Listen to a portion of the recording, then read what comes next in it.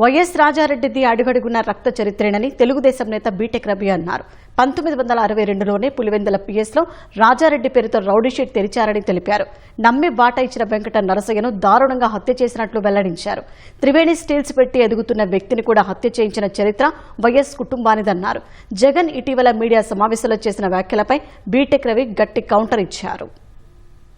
గారికి వాళ్ళది పెద్ద రాజకీయ కుటుంబం కానే కాదు. వాళ్ళు చేసే దారుణాలు అకృత్యాలు ఆ కాలంలోనే బ్రిటిష్ వాళ్లకు తొత్తులుగా ఉండి వీళ్ళు చేసే పనులు నచ్చక నా సొంత మండలం సింహాద్రిపురం మండలంలోని బలపనూరులో గ్రామస్తులంతా ఆ గ్రామం నుంచి వెలియేస్తే అప్పుడు అక్కడి నుంచి మైగ్రేటెడ్ అయ్యి పులివెందులకు వచ్చి స్థిరపడినారు. అంటే పులివెందుల టౌన్ లో. అది వాళ్ళ కుటుంబం యొక్క బ్యాక్గ్రౌండ్. అంటే ఆ కాలంలోనే బ్రిటిష్ వాళ్లకు తొత్తులుగా మారి ఆ కాలంలోనే భారతదేశానికి అన్యాయం చేసిన కుటుంబ చరిత్ర వాళ్ళది. 1968లో రాజారెడ్డి గారి సతీమణి జగన్మోహన్ రెడ్డి గారి నాయనమ్మ రాజశేఖర రెడ్డి గారి తల్లి అయినటువంటి జయమ్మ గారు పులివెందుల సర్పంచ్ ఎలక్షన్స్ లో భాగంగా ఒక వార్డు మెంబర్ కు పోటీ చేస్తే గాడిచర్ల కృష్ణమూర్తి అనే ఒక ఆయన చేతుల్లో వార్డు మెంబర్ కు ఓడిపోయిన చరిత్ర వీళ్ళది. అప్పట్లోనే 1962లో రాజారెడ్డి పేరుతో పులివెందుల పోలీస్ స్టేషన్ లో రౌడీ షీట్ ఉంది. పార్ట్ ఆఫ్ హిస్టరీ తీస్తే వస్తుంది. 1962లోనే పులివెందుల ప్రాంతంలో రాజారెడ్డి గారు ఒక రౌడీ షీటర్. రంగంపేట దగ్గర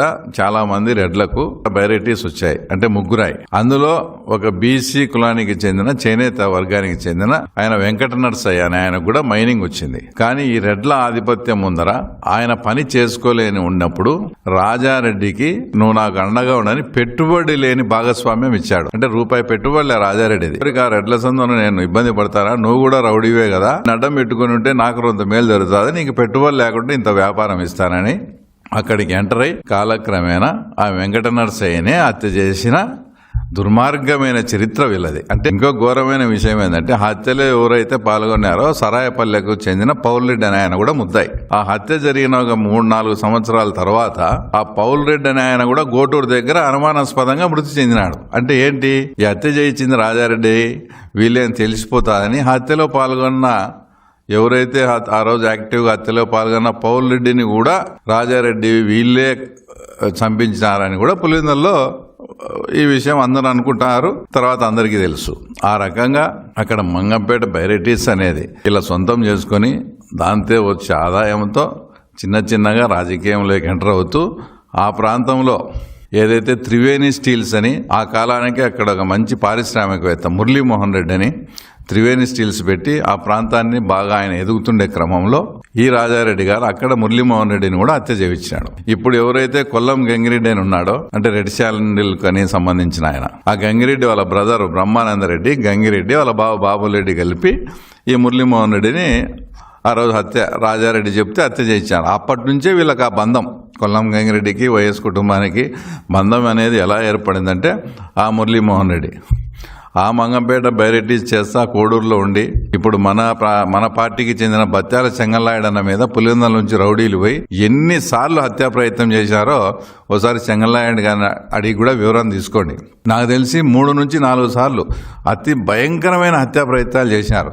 ఏదంటే దేవుని దయతో ఆయన అదృష్టం ఉండి తర్వాత బయటపడడం జరిగింది. ఇంకా 1989 ఎలక్షన్స్ అప్పుడు ముందు రాజారెడ్డి గారు జమ్మలమడుగు ప్రాంతంలో పెద్దమూడి మండలంలోని చిన్నమూడి అనే గ్రామానికి ఎలక్షన్ సందర్భంగా రిగ్గింగ్ చేయాలని పోయినాడు. ఆ ఊరంతా కూడా అప్పట్లో గుండ్లకుంట శివారెడ్డి జమ్మలమడుగు ఎమ్మెల్యేగా ఉన్నాడు. ఆయన ఆధీనంలో ఉండేది ఆ ప్రాంతం అంతా. ఈయన రాజారెడ్డి పోతే నువ్వు పులివెందులకు అయితే రౌడీ రా, మాకేం రౌడీ అని ఒక ఇంట్లో వచ్చి ఈయన బంధింపజేసి చాలా అవమానపరిచి ఆ రోజు పంపించారు. తర్వాత దానికి రిటాలియేషన్గా, దానికి ప్రతీకారంగా ఎలాగైనా కూడా శివారెడ్డిని అంతమొందించాలని ఆ దేవుడోళ్లకు వాళ్ళకుండే ఫ్యాక్షన్ నేపథ్యాన్ని అడ్డు పెట్టుకొని తర్వాత దేవుడోళ్లను పిలుచుకొని తర్వాత శివారెడ్డి మర్డర్ కూడా హత్యకు ప్లాన్ చేసినారు. అది కూడా ఏ రకంగా ఆదన్న వాళ్ళు మిగతా వాళ్ళు దేవుడు నారాయణ రెడ్డి అన్న వాళ్ళు కూడా మన పార్టీలోనే ఉన్నారు. వాళ్ళు ఏదన్నా పని మీద కూడా పులివెందుల వైఎస్ వాళ్ళ ఆఫీస్ దగ్గరికి వస్తే వాళ్ళని చూస్తానే అవహేళనగా ఏం అయిపోయిందా పని అనేది. అంటే ఏం పని అంటే అదే శివారెడ్డిని చంపే పని. లేదు శివారెడ్డిని చంపకుండా ఇంకా వచ్చారా, మీకు సిగ్గులే, మీరు ఎన్నాళ్ళు ఉండి అంతే. ఏదన్నా మీరు వీటికి పులివెందులకు వచ్చేలకు శివారెడ్డిని చంపే రావాలా మీరు.